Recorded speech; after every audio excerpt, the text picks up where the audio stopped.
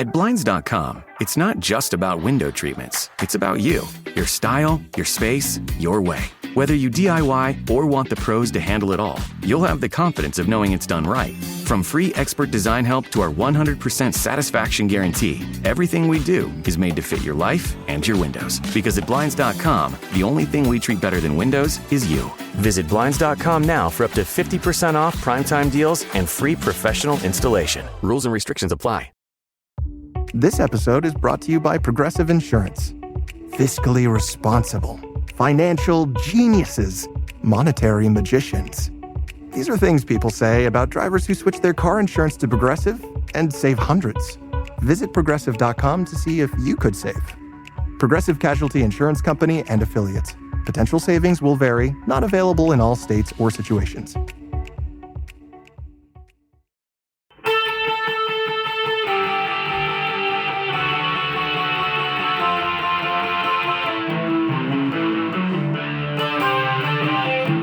This is the Daily Blast from the New Republic, produced and presented by the DSR Network. I'm your host, Greg Sargent.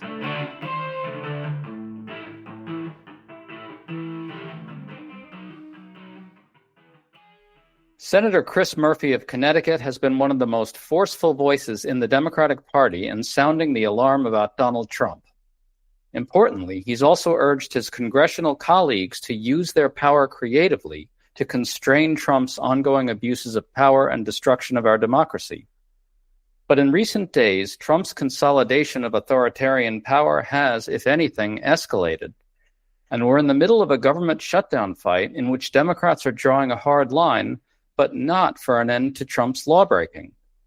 Trump has responded by issuing shockingly lawless threats toward Blue America. So why aren't more Democrats stepping up? And is there anything Democrats can do right now and in coming weeks to use their power to place constraints on Trump? Today, we're talking to Senator Murphy about all of this. Senator Murphy, thank you so much for coming on. What's up, man? Thanks for having me. Senator, let's start here. The Office of Management and Budget Chief, Russ Vought, is now corruptly canceling billions of dollars in funding for projects in a number of blue states. Trump just explicitly said on Truth Social that he's meeting with Vought to determine which, quote-unquote, Democrat agencies they can cancel.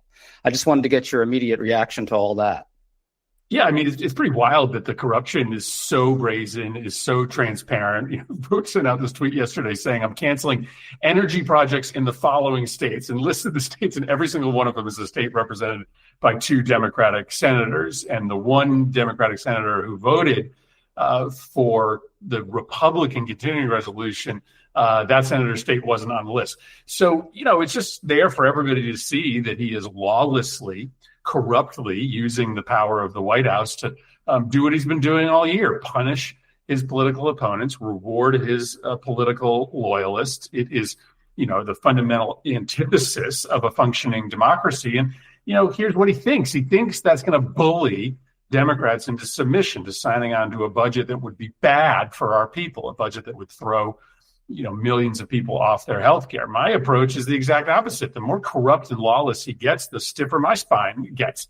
Because at this point, if I give in and consent to these kind of tactics, which are blatantly corrupt, then it just normalizes it all, makes it become standard fare. So I'm not going to be bullied by what he's doing. I hope my colleagues won't be bullied. And I think if we stand up for our democracy, the rule of law, for people's health care, we'll show people what Democrats stand for, which is kind of necessary at this moment.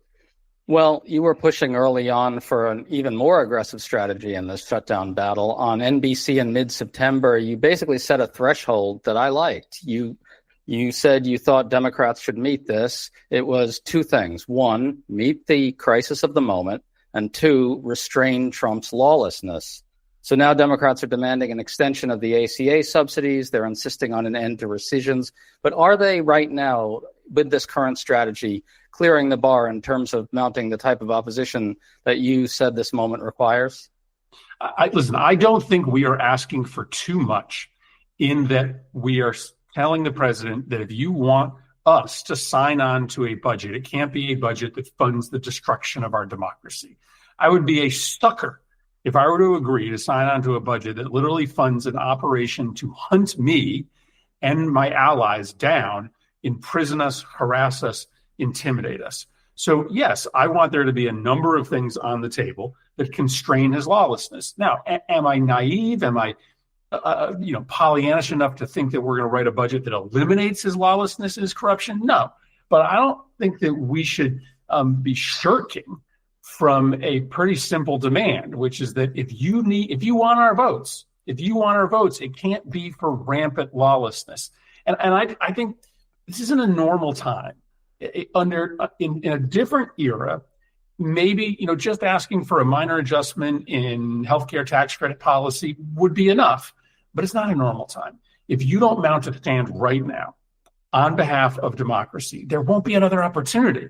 This is a high leverage moment in which the world is watching to see what we stand for, and we have a chance to actually constrain his attempt to destroy our democracy and our commitment to free speech. So, yeah, I want us to be, again, not piggish in what we're asking for, but realistic, asking for enough to save the democracy. Senator, what would that look like exactly? So let's just say you were laying out a set of terms that the Democratic caucus would probably be able to get behind, that actually is something you could plausibly explain to the American people pretty clearly in bullet points. What would it look like? Well, I do think it is centered on the requirement that the president spend the money that is authorized in the budget. So, these words like rescissions and pocket rescissions mean nothing to people. We do need clearer provisions in this bill that say the president cannot pick and choose where he spends money and where he doesn't based upon who's loyal to him. So I think that's an easy thing to ask for. I think there are Republicans who may end up supporting that, and I think we could explain it to the American public as long as we don't use that technical jargon. But yes, I mean, then there is a different set of restrictions on, for instance, what the FCC can do with its power, where and how the president deploys troops around the country, limitations on ICE officers in terms of the way in which they operate in the interior. I'm not saying any of those things are easy to get. But why shouldn't we ask for them? Why shouldn't we demand that DHS and DOJ and the FCC start behaving lawfully? Again, when we don't even ask for these things, it makes it look like we don't care about these things. And at the very least, we have to create a very clear narrative in the public that Democrats have a plan to attack this level of lawlessness. To stay up to date on all the news that you need to know, there's no better place than right here on the DSR Network. And there's no better way to enjoy the DSR Network than by becoming a member. Members enjoy an ad-free listening experience, access to our Discord community, exclusive content, early episode access, and more. Use code DSR2025 for a 25% off discount on sign-up at thedsrnetwork.com/buy. That's code DSR2025 at thedsrnetwork.com/buy. Thank you and enjoy the show.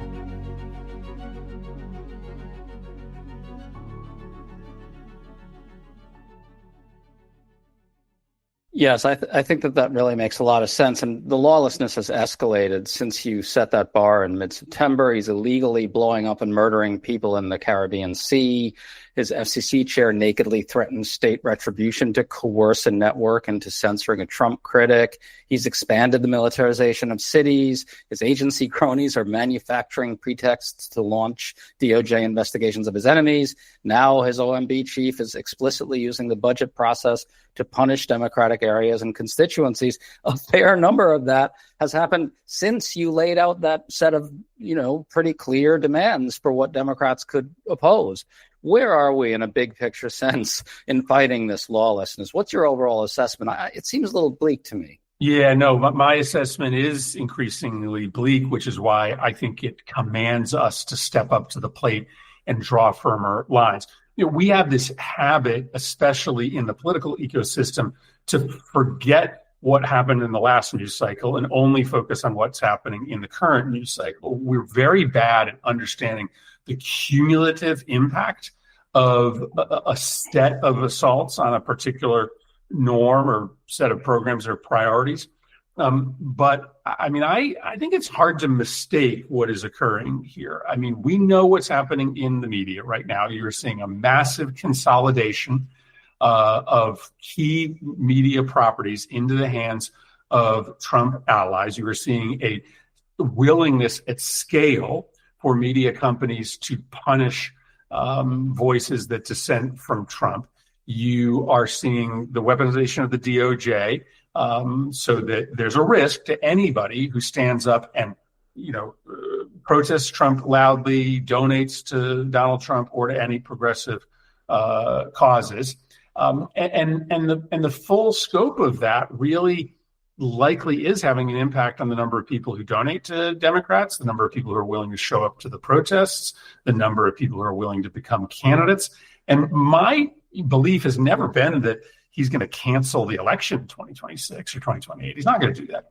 Turkey still has elections. Hungary still has elections. Russia still has elections.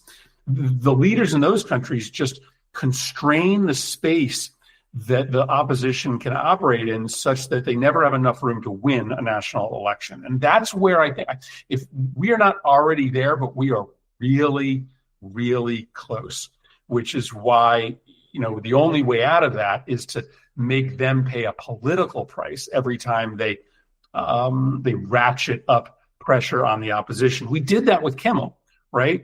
We did organize the people around that. We used economic pressure and got a win. But we need to use those kind of tactics over and over and over again. Do you bring this up with your Democratic colleagues privately, and why aren't more of them talking like this?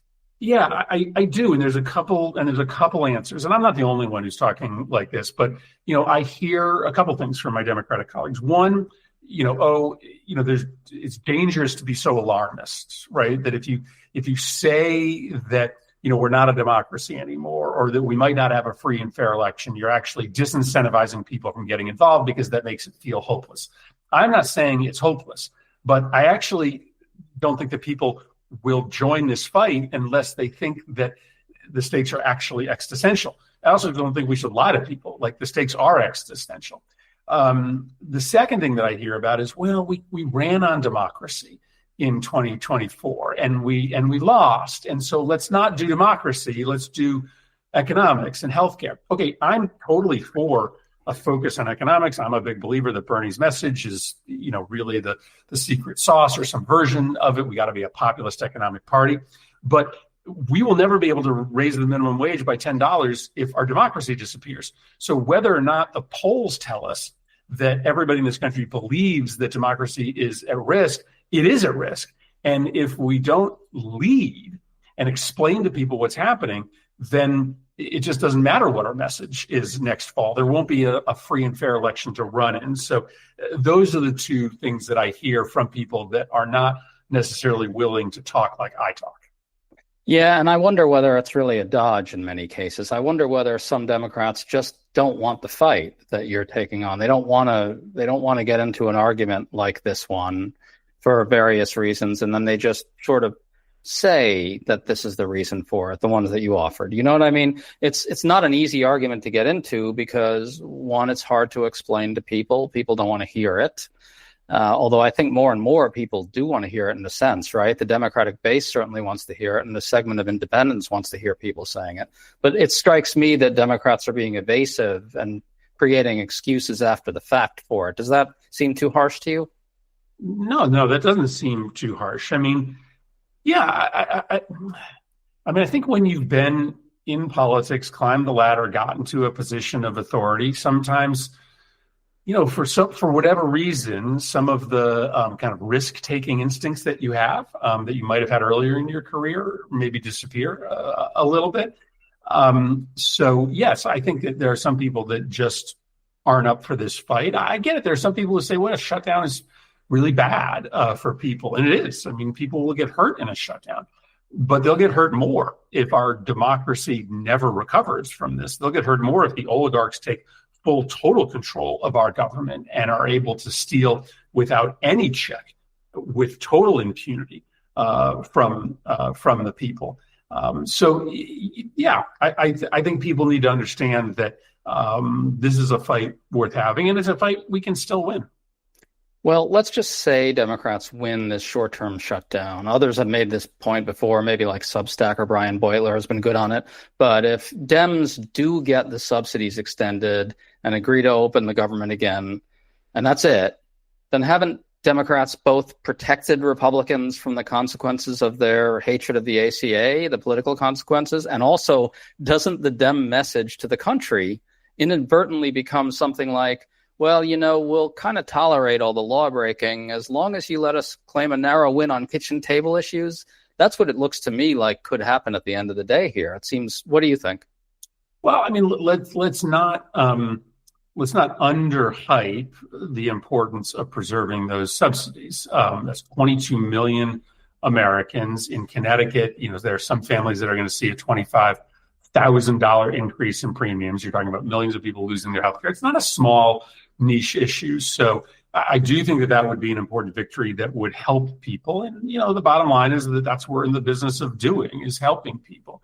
But I do broadly share that critique, which is that if we are going to sign on to a full year budget, okay, maybe the price is smaller for a temporary budget, but if we are going to sign on to a full year budget, that budget has to have constraints on the corruption and the illegality. We cannot sign on to a full year budget that basically puts a bipartisan imprimatur, right, a bipartisan endorsement of the illegality. We are literally signing our own political death warrant if we do that. Again, I'm not saying we're going to include in that budget a provision that stops Trump from being able to ever issue a crypto meme coin. I mean, there's limits to what we will be able to do. He'll still be corrupt. He'll still act illegally, but we could put some sand in the gears. And I think that does have to be a condition of our sign off on at least a full year budget. Well, okay, you've got all these Trump accomplices at various agencies really corrupting the process in all kinds of ways. There may be serious illegalities here. FCC chair censoring networks, agency heads manufacturing pretexts for prosecution of Trump enemies, military officials blowing people up in the Caribbean, etc. I want to ask you this. Couldn't Democrats also, in addition to all of the things you've advised, couldn't they say more explicitly right now and almost in unison in like every forum that anyone who carries out corrupt or illegal orders for Trump should prepare to face real accountability? Say, here's what we will do as Democrats if we gain the majority. Here's what will happen when we have a real attorney general again. Save your papers. Is that something Democrats could be saying more? Of course. I mean, of course. And I think you have to be very precise in how you say it, right? We are talking about applying the actual law as written to individuals. We are not talking about using the Department of Justice to politically persecute people. There's a lot of unethical decisions that are being made in the Trump administration that are probably not criminal in nature, but there likely are decisions that do have criminal consequences attached to them. So I think if we are going to say that more loudly, and I agree with you, we should, I think we have to probably be precise in what we're naming as the actual criminal behavior, not just saying everybody who's doing anything that we disagree with should get a lawyer. I think we should be careful in naming, listen, your action that you've taken is likely criminal, and you should be concerned about what will happen to you. I think being precise in the language and in what we describe as the illegal activity is probably important. And then maybe what you could do to sort of make that message broader is to say something like, if you've committed corrupt actions but not illegal ones, prepare to be sitting in front of us in this chamber answering questions. Yeah, of course. And we likely did not do nearly enough of that when we took control of Congress in 2021. We were in the middle of the pandemic. We were obviously so focused on trying to get a legislative agenda done that we did not do a lot of accounting for the criminality and the corruption in the first Trump administration. And now, I don't know that would have changed anything had we done it, but maybe if we'd spent some time really exposing who we was. I think in early 2021, we sort of thought, oh, because of January 6th, he must be in our rearview mirror. He's never coming back. And that was a mistake to think that way. Let's say at the conclusion of the shutdown standoff, Democrats end up caving, or if they end up getting just ACA subsidies and nothing more, or alternatively, if they somehow agree to a full budget, as you said, that doesn't draw the lines that you're talking about, that just does, little piecemeal kitchen table wins. Sorry, I don't mean to minimize the subsidies, huge, but just kitchen table wins. Will you still be able to support the current Democratic leadership of the Senate in a scenario like that? Yeah, I guess that's like not a useful exercise for me to engage in, right? Planning for losing, so Red Sox are, in game 3 tonight against the Yankees. We got a rookie on the mound. I'm planning on us winning. But I listen. And frankly, I think that would be real. I am planning on winning. And I am trying to make the case to my colleagues that the stronger that we are in this moment, and frankly, the stronger we get in reaction to Trump's illegality getting more serious, the stronger we will be later this year and into next year. So, listen, I disagreed with Senator Schumer's decision in March, but I thought it was a tough call because at the time, we were in early stages of the meltdown of our democracy. Trump's approval ratings were much higher. We weren't so close to the precipice of real personal harm to people. This is a different moment. Trump's approval ratings are in the toilet. We now know the full scope of his campaign to try to destroy our democracy, and we're days away from premiums going up. So I think right now, we should just acknowledge the fact that Democrats are holding the line for things that really matter. And my work is just to try to make sure that we continue to do that until we get a budget that is good for our people.